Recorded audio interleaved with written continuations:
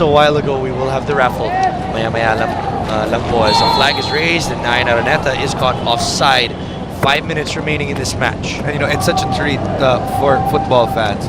Most of the football fans, they recognize the local UFL players, but of course having Dennis Wise and Fabio Cannavaro both here, that's the thing.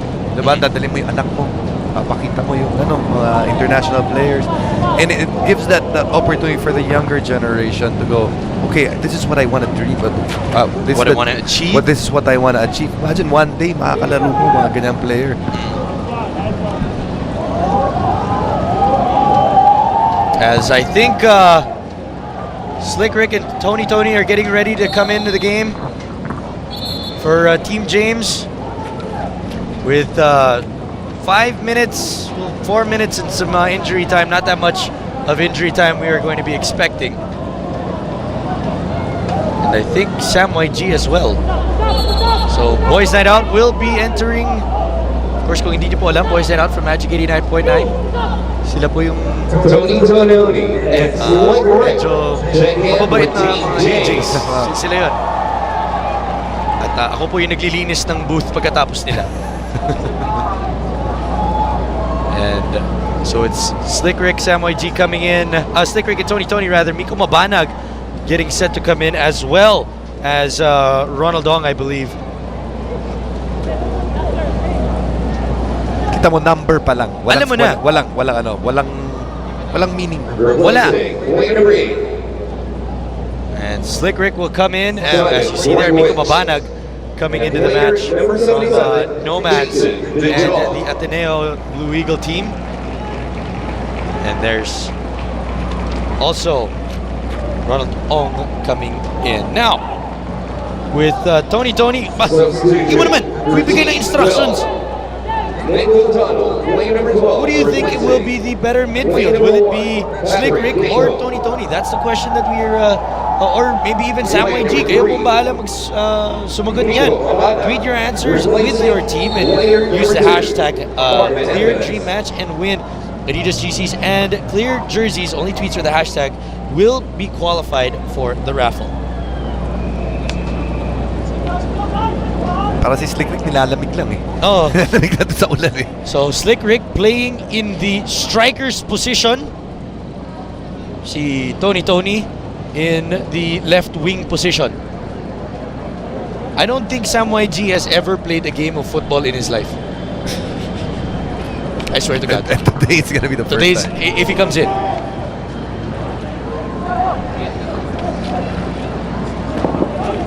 Nico Bolzico.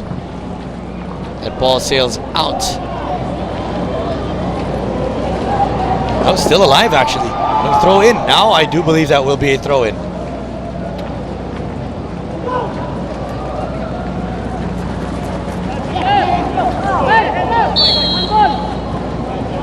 And right on cue, Sam YG getting set to come in with 1.5 minutes remaining. Naku, babad na babad. Parang di masaktan yun. And it looks like this is pretty much in the bag, Jason. Definitely. It has been in the bag for quite a while. 4-1 for Team James. Great showing both on the offensive and defensive end. Dun sa taas, it was Izo Alabib and James Young Husband. Dun sa likod, Yves Ashime. Fantastic game today. Yeah, early mistake led to that lone goal para sa team Phil. But after that, Team James really tightening things up, and they had stars in every position from the back. You had mentioned Yves Ashime, and it was solid from there. Then from the midfield, you had guys like James as well as Chifi, really And Misa. and Misa distributing very well, and of course up front it was Izu. So pag tinignan mo yung pagka-balance nung pagpili nung grupo ni James, really beneficial. See there, Sam YG. Player The number Indian 88, sensation Sam coming YG, in. replacing player number 8, Chris He Greenwich. gets a big rouse from the crowd. Now, I don't know what he thinks he needs to do. I really don't know if he knows what he's supposed to do out on the pitch. I mean, he's had a chance to watch it for 89 minutes. I'm sure by now he's figured it out. Kaya pala 88 yung number niya kasi yun yung minute na papasok siya. So 3 minutes of added time. And for Team Phil, it was medyo, downhill from After the We opening. have opening- 3 minutes of added time. there were not that many bright spots. I mean, kahit papano, if you look at Team James, they still even hit the upright twice. This could have been a 6-1 scoreline. Exactly. You had the one of James, you had the one of Izu. Izu. But also remember, because of the man that they lost at the 26 minutes, that really changed the complexion of the game. And I think, the backbreaker was yung third goal ni Izo. No? That's when parang na-deflate na ng buo itong Team James, Team Phil rather. They kept fighting. They kept fighting all throughout. Dennis Weiss making sure that everyone was entertained in this match.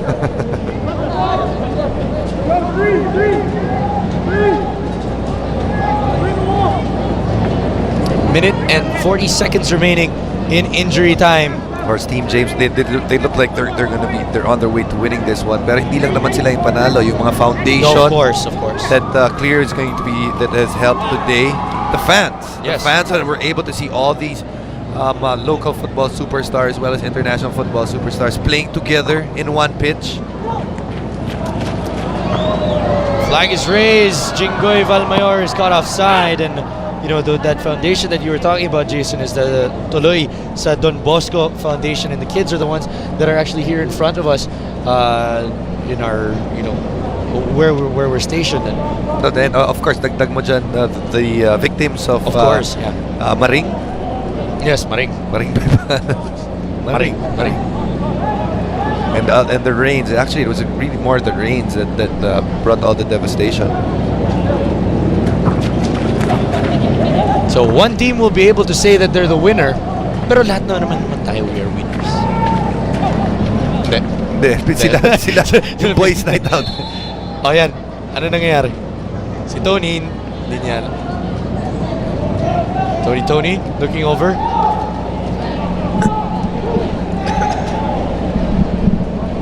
Now he needs to give some separation.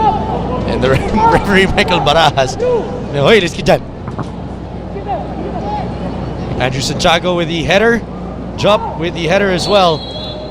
Foul called. And we are nearing the 3-minute mark. And just one more question. Who is the World Cup champion? Is it Dennis Weiss or Fabio Cannavaro? And tweet in your answers with your team using the hashtag #ClearDreamMatchAndWin Adidas GCs and Clear Jerseys. Only tweets with the hashtag will be qualified for the raffle. Hindi po clue yung pinakita namin sa hindi clue. Hindi masyado halata.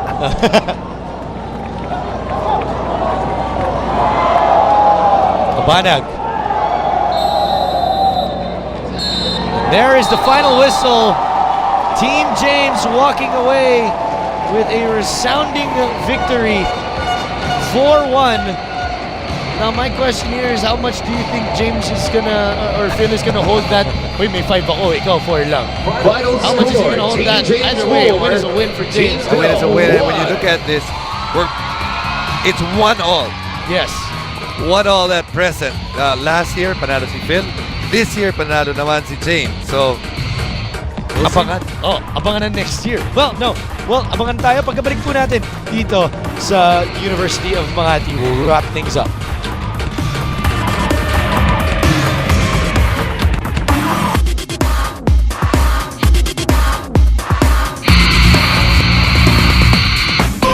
Heat, sweat, and grease make you more prone to dandruff.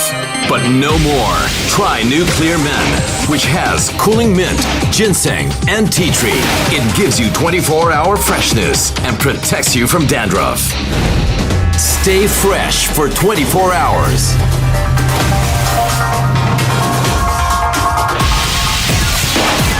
New Clear Men, 24-hour freshness, zero dandruff.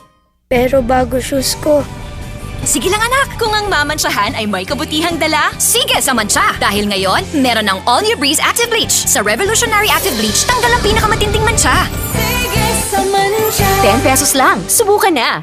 The #1 conditioner and the #1 hair treatment combine to make the new Cream Silk Daily Treatment Conditioner. Just apply and rinse after every shampoo to get more intense nourishment every day. Cream Silk. Where can your hair take you?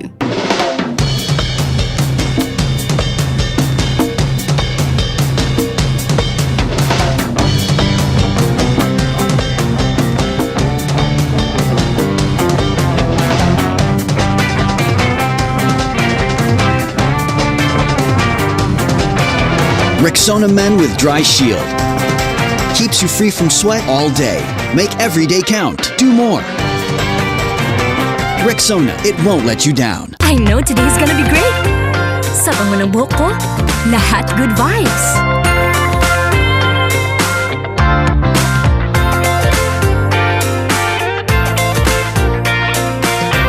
Captivate the world with the best ever fragrance from Sunsilk Smooth and Manageable.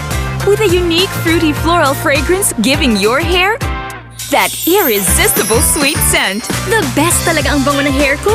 Nakakagigil!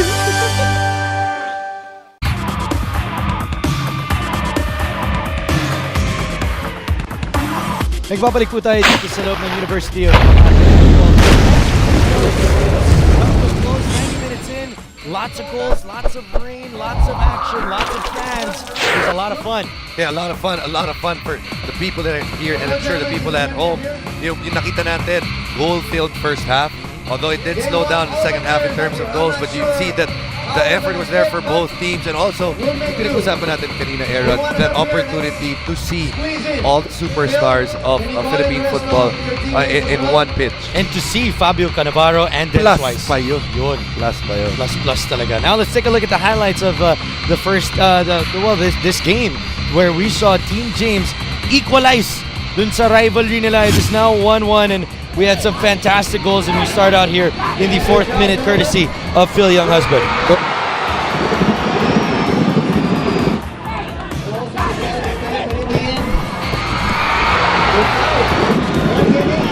That was a fantastic goal, and then on this one, James Younghusband with the equalizer. You know, and then from there, one more coming towards, oh no, this is the same one, beautiful strike. Goals of plenty at the start of that first half, and then all of a sudden, this was the turning point. The turning point after this goal was this opportunity right here. You can see Misa able to get ahead of his man, and there's that foul that was called a red card, getting team filled to just 10 men. And then after that, from the spot, it is James giving his team the lead, a lead that they kept all throughout the game. And that one is our final one. Oh no, Izo making it 3-1. And after that, it was Izo making it 4-1. And that was, you know, a beautiful 90 minutes of action. You don't see that many superstars on one pitch at the same time very often. And that's what makes this Clear Dream match so successful for these past 2 years. Pero doon sulit. Oo. Sulit dahil yun na nga. Kita mo na sila Cannavaro, sila Weiss, and you see James, you see Phil, and you see the effort that they put into it, and that's why punong-puno tayo ngayong araw na to, and I'm sure everyone, like I said, everyone at home enjoyed watching the Clear Team match. And you know, yun nga, we were talking about it a while ago. It's di nila pinetix tong All-Star game, and we were so happy to have it with us. So that will wrap up things here on TV5, but the closing ceremonies of this event will be on IBC 13. We'll see you guys over there. For my partner Jason Webb, ako po si Aaron Atayde. We'll see you next time.